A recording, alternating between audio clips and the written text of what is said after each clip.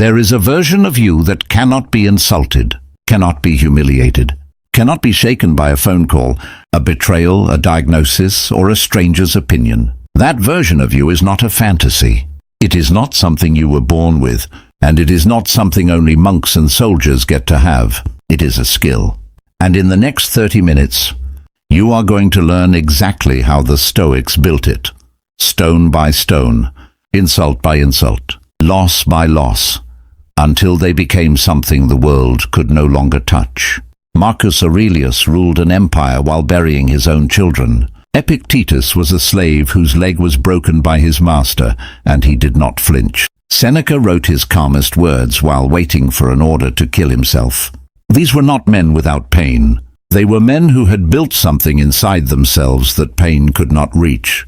Stay until the end, because the fifth principle in this video is the one almost nobody talks about, and it's the one that actually makes you unbreakable. Welcome back to Wisdom of the Stoics, the place where ancient philosophy meets the battles you're fighting right now. Every week we take the words of Marcus Aurelius, Epictetus, and Seneca, and we translate them into something you can actually use today in your relationships, your work, your quiet moments of doubt at 2 a.m. If you're new here, consider subscribing, because what we build in this channel is not motivation that fades by tomorrow morning. It's armor, and once it's on, it stays on. Now let's build yours. Think about the last time something small ruined your entire day. A comment under a photo, a tone of voice from your boss, a text message that took too long to arrive. Notice how disproportionate the damage was. The event was tiny. The wound felt enormous. And by evening, you were replaying it in your head for the 10th time. Still bleeding from something that, in the grand timeline of your life, will not matter in 6 months. This is the condition most human beings live in without ever naming it. Reactivity. Every external event walks directly into the house of your mind, sits down and starts rearranging the furniture. A stranger's rudeness decides your mood. A colleague's success decides your worth. The weather decides your motivation. You are, in a very real sense, not driving your own life. You are being driven by whatever happens to bump into you that day. The Stoics looked at this condition over 2,000 years ago and said, something radical, this is optional. Not the events.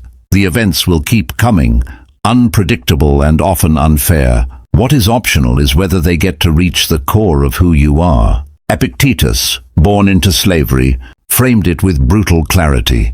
Men are disturbed not by things, but by the opinions they hold about them.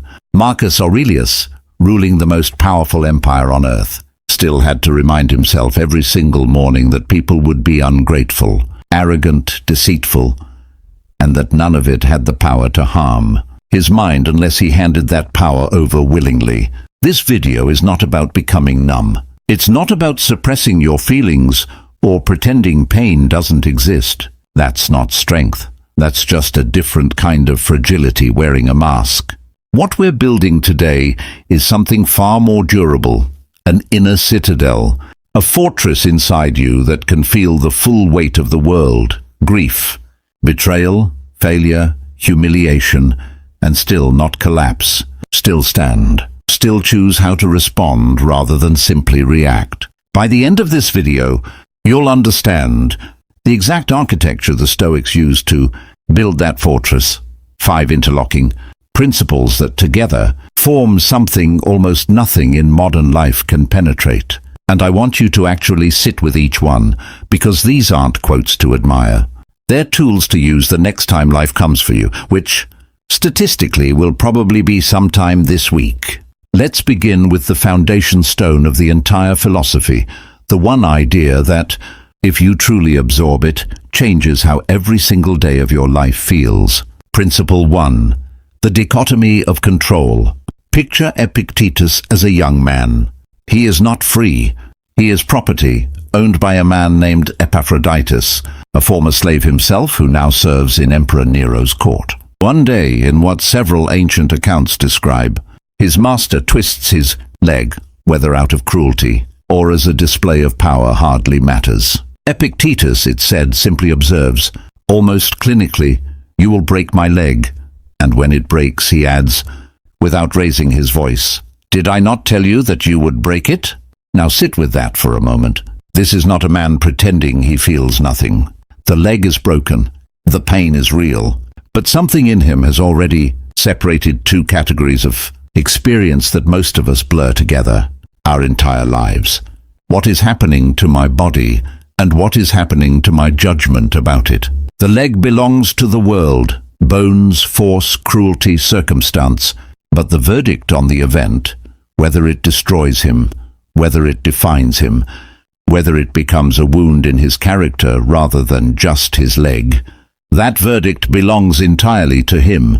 This is the dichotomy of control, and it is, without exaggeration, the cornerstone on which the entire edifice of Stoic strength is built. Epictetus opens his most famous work, the Enchiridion, with this exact distinction: some things are up to us, and some things are not. Up to us, our judgments, our desires, our aversions, our will, essentially the inner movements of the mind. Not up to us, our body, our reputation, our possessions, other people's opinions of us, whether we get sick, whether we get promoted, whether someone loves us back. Here is why this single distinction is so devastating in its power. Almost all human suffering comes from mismatching these two categories. We treat things that are not up to us as though they were. We act as if we can control what other people think of us. Whether we get the job, whether the plane lands on time, whether our children make good choices, whether the economy stays stable, and when those things go the way we didn't want, we experience it as a personal defeat, a wound to our very self, rather than what it actually is, weather. Just weather passing through a life. Meanwhile, we often neglect the one domain we actually do control completely: our own judgments, our own responses, the story we tell ourselves about what just happened, because we're too busy trying to control everything else. Let's make this concrete. Because abstract philosophy is easy to nod along to and forget by lunchtime. Imagine you send a message to someone you care about, and hours pass without a reply. The old pattern: you refresh your phone, you construct theories, you feel your stomach tighten. Your entire afternoon's mood is now hostage to a device in someone else's pocket. Now apply the dichotomy of control. Whether they reply, when they reply, what they were doing instead, none of that is up to you. It never was. What is up to you is whether you spend the next 4 hours in low-grade anguish, or whether you say to yourself, plainly, this is not mine to control, and I will direct my attention toward what is mine, my work, my next conversation, my own peace. This is not indifference to the relationship. It's precision about where your power actually lives. Marcus Aurelius, writing privately to himself in what we now call Meditations, never intended for publication, remember. These are notes a Roman emperor wrote to steady his own mind at night, returns to this idea constantly. He reminds himself that other people's rudeness, ingratitude, and even betrayal cannot touch the part of him that matters unless he lets it. He writes that it is not events that disturb people, but their judgments about events. The exact same sentence Epictetus taught him decades earlier through his own student Rusticus, who had introduced Marcus to Epictetus's teachings. Here's a question worth sitting with, and I'd genuinely like you to answer it in the comments below. What is one thing in your life right now that you've been treating as though it's within your control, when really it never was? Maybe it's someone else's mood. Maybe it's an outcome at work that depends on 12 people you've never met. Naming it is the first act of freedom, because once you stop wasting your limited emotional energy trying to control the uncontrollable, something remarkable happens. You have an enormous surplus of strength left over for the one thing that was always yours to command, your own response. And that response, as we're about to see, is not something you improvise in the moment. The Stoics had a method for preparing it in advance. Principle 2, premeditatio malorum, rehearsing adversity. Here's an uncomfortable question. Why does bad news always feel like an ambush, even when, statistically, bad news is one of the most predictable things in existence? People get sick, people die, plans fall apart, money gets lost, relationships end. These are not rare anomalies in human life. They are the baseline. And yet we live as though catastrophe is a betrayal of the natural order, something that shouldn't be happening to us specifically. Seneca had an answer to this, and it's one of the most practical tools in the entire Stoic tradition, premeditatio malorum, the premeditation of evils. Every night or every morning, the Stoics would deliberately sit and imagine loss, not to torture themselves, that's a common misreading, but to rehearse. Seneca wrote to his friend Lucilius that nothing ought to be unexpected by us. Our minds should be sent forward in advance to meet every difficulty, and instead of assuming things will always go the way we've grown used to, we should turn over in our minds the full range of what fortune can do. Think about what happens the first time you drive somewhere completely new, at night, without a map, versus the 10th time you drive that same route. The first time, every turn is stressful. Every unexpected curve spikes your heart rate. By the 10th time, your nervous system has already modeled the terrain. Nothing surprises you anymore because you've already, in a sense, driven it in your mind. Premeditatio malorum does this for the terrain of loss itself. Seneca would imagine deliberately, in vivid and specific detail, not vague dread, but concrete rehearsal, the possibility of exile, of poverty, of the death of people he loved, even of his own death. And here is the counterintuitive part that changes everything. This practice did not make him anxious. It made him calm, because the anxiety most of us carry is not really about the bad thing happening. It's about being unprepared for it, about the shock of it arriving uninvited. When you've already walked through the scenario in your mind, when it actually happens, some of its power has already been spent in rehearsal. There's a story, whether apocryphal or not, it hardly matters for the lesson, about Stoic philosophers being asked why they would deliberately think about losing the people they loved most. Wouldn't that ruin the joy of having them now? And the answer flips the question entirely. It's the opposite. When you remember consciously that this person in front of you, your parent, your partner, your child, your closest friend, will not be in front of you forever, something remarkable happens to your attention. You stop taking the moment for granted. Marcus Aurelius kept coming back to a phrase that captures this: memento mori, remember you will die, and by extension, remember that everyone and everything around you is equally temporary. Not as a morbid slogan, but as a lens that makes the ordinary moment suddenly urgent and precious. Let's bring this into your actual life. Try this tonight or tomorrow morning. Spend 2 minutes, genuinely, not as an intellectual exercise but as a felt rehearsal, imagining a real setback you're mildly afraid of, losing a job, a difficult medical result, a relationship ending. Don't spiral into panic. Sit with it calmly the way Seneca did, and ask yourself, if this happened, what would I still have? My judgment, my character, my ability to respond well, my capacity to rebuild. You will likely notice that the flaw doesn't actually disappear beneath you in this exercise. There's always a flaw, and it's usually your own resilience. This is not pessimism. Pessimism assumes the worst will happen and despairs about it. Premeditatio malorum assumes the worst might happen, prepares calmly for it, and therefore removes its power to ambush you. It's the difference between a soldier who has drilled for battle and one who has only ever imagined peace. And this brings us naturally to the third principle, because rehearsing loss is only half the equation. The other half is what you do once loss has actually arrived, not in imagination, but in reality. Principle 3, amor fati, loving your fate. There's a difference between tolerating your life and loving it, including the parts you didn't choose. The Stoics had a phrase for this, later crystallized by Nietzsche, but deeply Stoic in origin. Amor fati, the love of fate, not resignation, not gritted teeth endurance. Actual love, aimed at everything that has happened to you, including the parts that hurt. This sounds almost impossible until you understand the logic underneath it. Marcus Aurelius wrote something in Meditations that, once you really absorb it, restructures how you experience adversity permanently. He said that the impediment to action advances action, and what stands in the way becomes the way. Read that again. The obstacle itself becomes the path forward, not despite the obstacle, through it. Here's a story that illustrates this with total clarity. Marcus Aurelius did not inherit a peaceful, prosperous reign.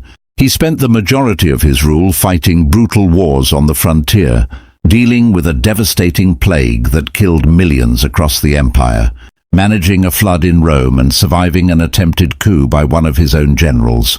He wrote most of Meditations, the private notebook.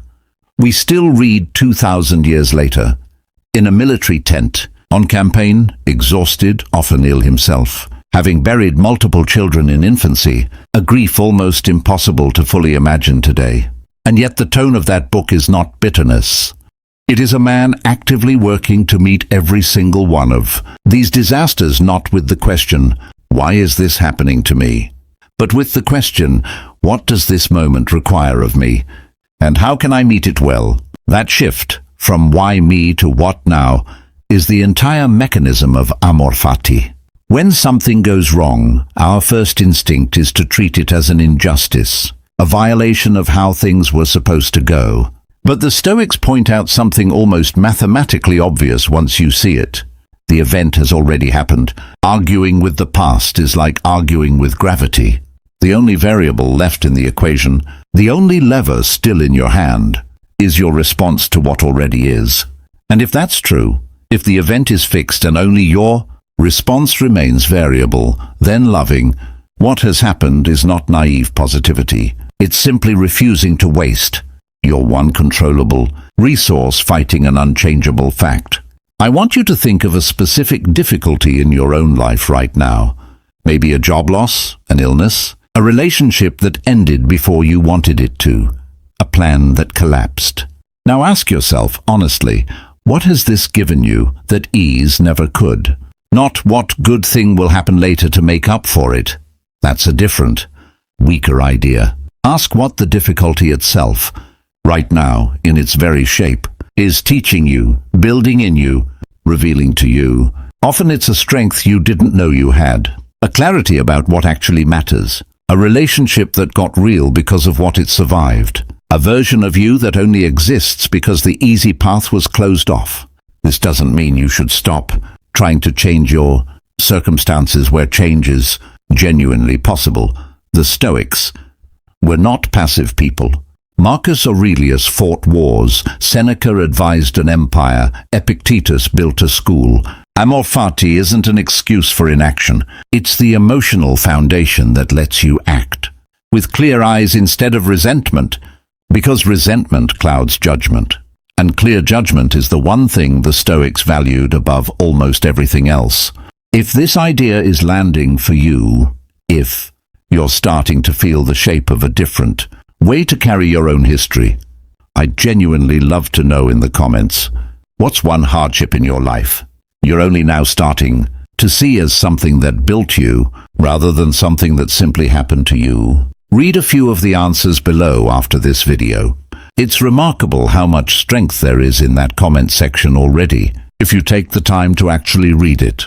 Now, loving your fate and controlling your judgments are internal disciplines, things that happen entirely inside your own mind. But strength has to be tested somewhere, and it's tested most severely in the place most of us are weakest, in front of other people. That's where we go next. Principle 4, the indifference to external opinion. Here's a scenario almost everyone watching this has lived through. You said something in a meeting, or at a family dinner, or in a group chat, and afterward you couldn't stop replaying it. Did that come out wrong? Did they think I was arrogant or stupid or trying too hard? You lie awake constructing entire narratives about what strangers or acquaintances. Now think of you, people who, if we're honest, probably forgot the interaction within the hour. The Stoics diagnosed this exact pattern with startling precision, and their prescription is one of the hardest but most liberating ideas in the entire philosophy. The opinions other people hold about you are not up to you, and therefore they are not your business to manage. Epictetus is blunt about this. He points out that if someone speaks badly of you, examine whether what they said is true. If it is true, correct yourself. That's useful information, not an insult.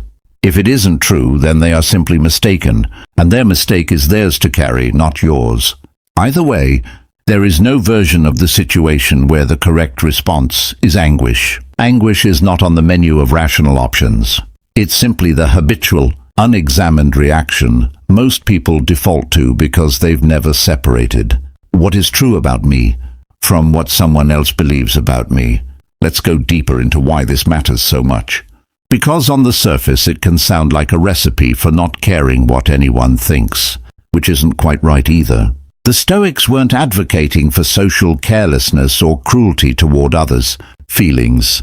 What they were advocating for is a very specific kind of independence. Your sense of your own worth should not be a stock price, fluctuating every time someone tweets an opinion about you. Every time a colleague seems cold, every time a stranger online decides you're worth mocking. Marcus Aurelius, as the most powerful man in the known world, was surrounded by flattery on one side and inevitably resentment and criticism on the other, the natural consequence of holding power that some wanted for themselves. He wrote to himself repeatedly about not being swept away by either.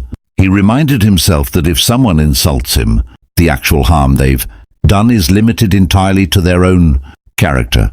They have made themselves into someone who insults people. Meanwhile, his own character remains entirely intact, untouched, unless he chooses to become someone who is destabilized by insults. The insult is a fact about them.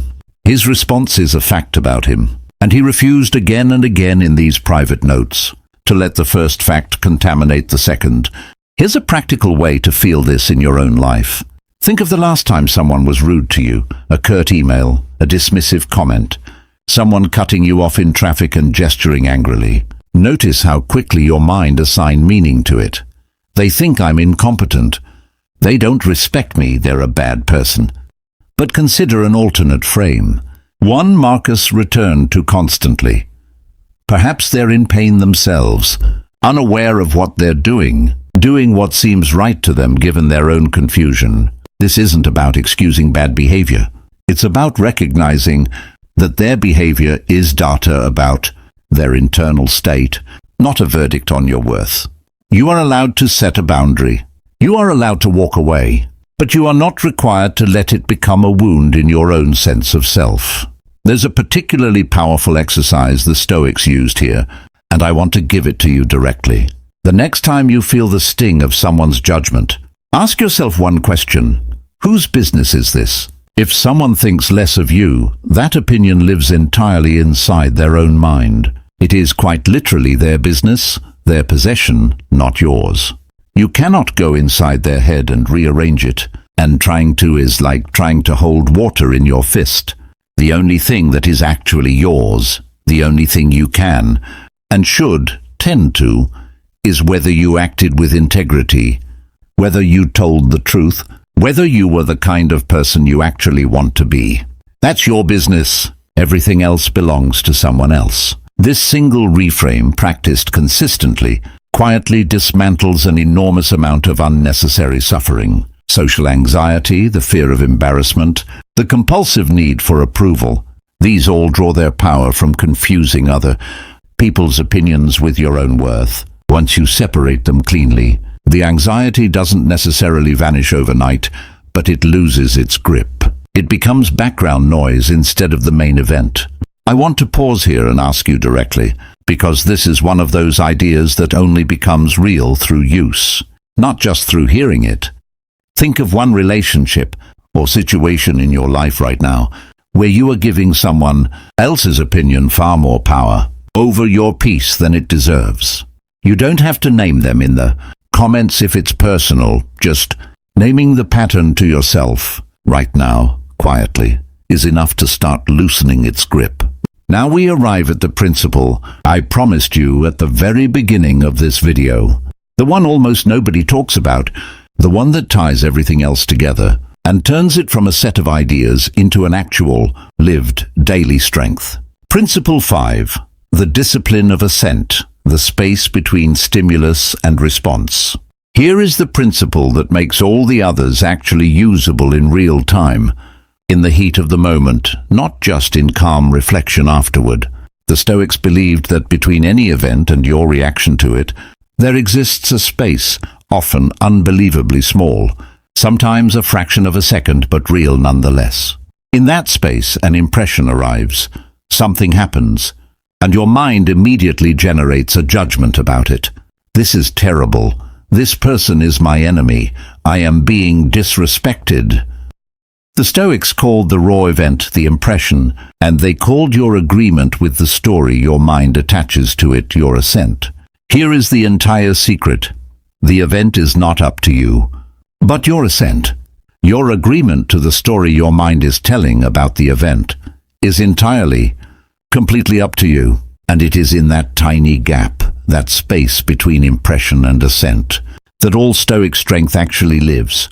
Every principle we've discussed today, the dichotomy of control, premeditation of adversity, amor fati, indifference to opinion, all of it collapses down into this one practical skill, learning to pause in that gap. Examine the impression before you agree to it, and choose your response rather than simply obeying your first reaction. Let's make this vivid with an example almost everyone has lived through. Someone cuts you off aggressively in traffic. Within a fraction of a second, an impression arrives. Danger, disrespect, rage, and for most people, assent happens instantly and unconsciously.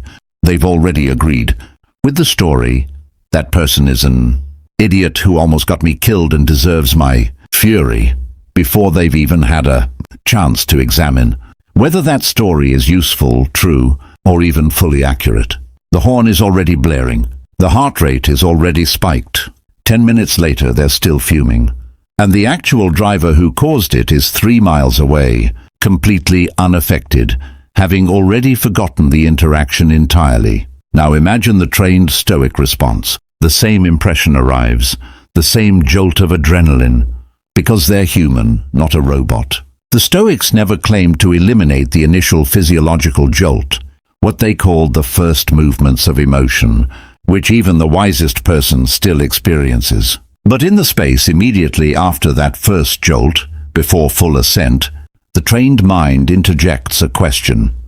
Is this actually an emergency, or just an inconvenience? Is my fury going to improve this situation in any way, or is it just going to cost me my own peace for the next 20 minutes while changing nothing about what already happened? And often, simply asking the question is enough to interrupt the automatic chain reaction. The event stays exactly the same size it always was.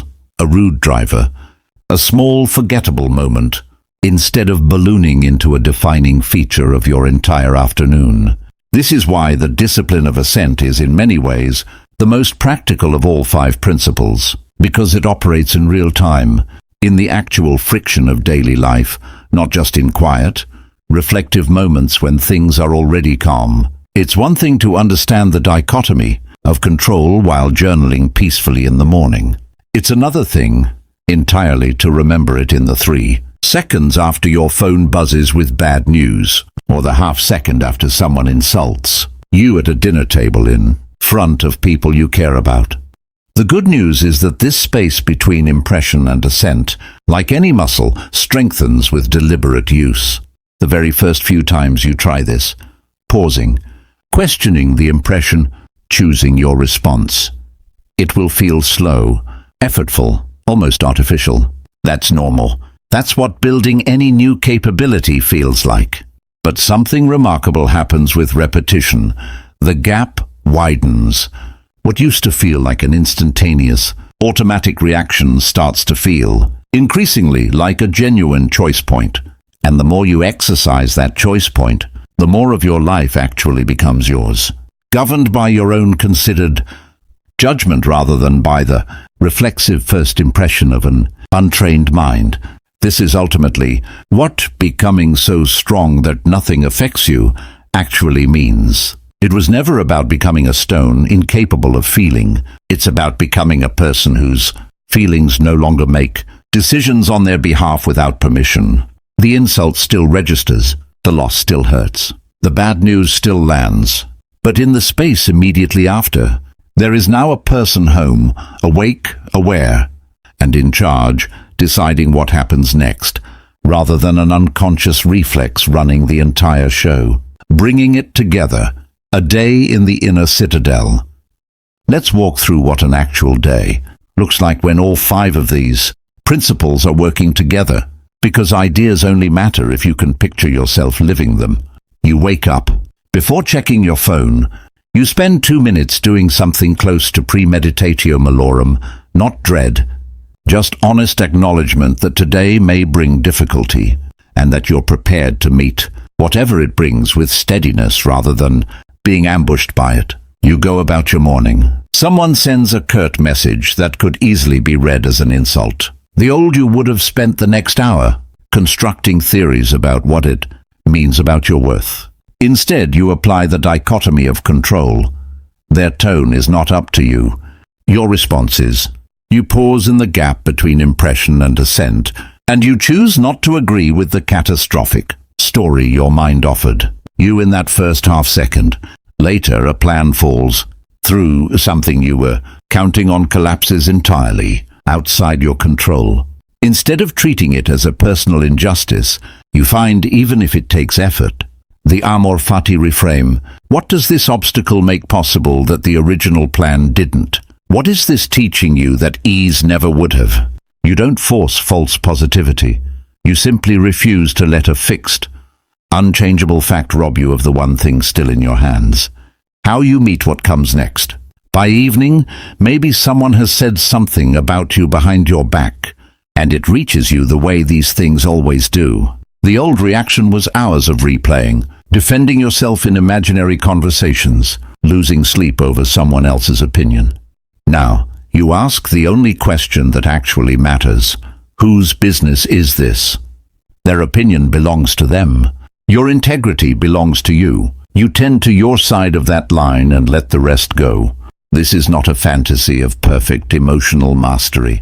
Even Marcus Aurelius, writing to himself late at night after decades of practicing this philosophy, was still reminding himself of these principles, because he still needed the reminder.